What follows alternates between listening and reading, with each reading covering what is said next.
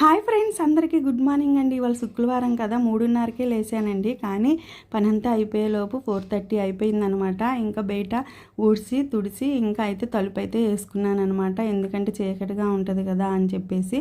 ఇక అలాగే తులసమ్మకైతే పసుపు రాసి బొట్లు పెట్టుకుని, అట్లాగే తులసి కోట దగ్గర కూడా ముగ్గేసుకుని పసుపు రాసి బొట్లు అయితే పెట్టుకున్నానండి. ఇట్లా గ్యాస్ పొయ్యి దగ్గర కూడా పెట్టుకున్నాను. అలాగే ప్రతి శుక్రవారం కూడా నాకు పీట ముగ్గు వేయటం అలవాటు. చిన్నప్పటి నుంచి మా అమ్మ అలాగే వేసేది వాకిట్లో. దీన్ని పీట ముగ్గు అంటామండి. అట్లాగే దీపాలు పెట్టుకుంటే మంచిదని ప్రతి శుక్రవారం ఇంటి ముందు దీపాలు అయితే పెట్టుకుంటానండి. మనకు 5వ తనం గుర్తైన కాలక పసుపు అనేది మనం పూజ చేసుకునేటప్పుడు కంపల్సరీ రాసుకుంటే మన ముత్తైదు తనానికి గుర్తింపుగా ఉంటుందండి. అట్లాగే వాళ్ళ అమ్మవారికి పాలైతే పొంగిచ్చాను అనమాట.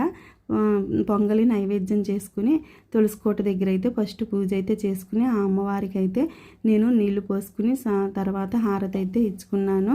ఇంకా అలాగే శివయ్య కోసమని కిందకి వెళ్ళి శంకు పూలు అట్లాగే సువర్ణ గన్నేరు పూలు అయితే కోసుకొచ్చుకున్నానండి. అమ్మవారిని చూడండి, ఇవాళ గులాబీ పూలతో అలంకరణ అయితే చేశాను. అమ్మవారి దగ్గర దీపం పెట్టుకుని అట్లాగే మా చిన్ని కృష్ణయ్య దగ్గర కూడా దీపం పెట్టుకుని ఇంట్లో దేవుడి గుట్లో కూడా దీపం పెట్టుకుని ఇక పూజ అయితే ప్రారంభించానండి.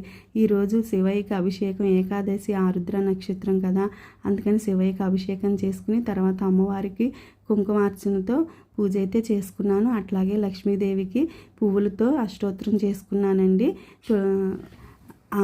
తర్వాత వెంకటేశ్వర స్వామి కూడా అష్టోత్తరం చేసుకుని అమ్మవారికి నైవేద్యంగా అయితే పొంగల్ చేశాను కదా, ఆ నైవేద్యాన్ని అమ్మవారికి అయితే సమర్పించాను. అమ్మవారికి ధూపం వేసుకున్నాను. ఆ తల్లి చూడండి, ఆ గులాబీ పూల మధ్యలో ఎంత అందంగా ఉందో కదా, అసలు చూడముచ్చటిగా ఉంది. ఆ తల్లికి నాదిష్టే తగిలేదట్టు ఉందనమాట. ఇక పూజ అంతా కంప్లీట్ చేసుకుని నేను కూడా ఇంట్లో హారతి అయితే ఇచ్చేసుకున్నానండి. ఇక పూజ అంతా అయితే కంప్లీట్ అయిపోయేలోపు ఇక తెల్లారైపోయింది అనమాట.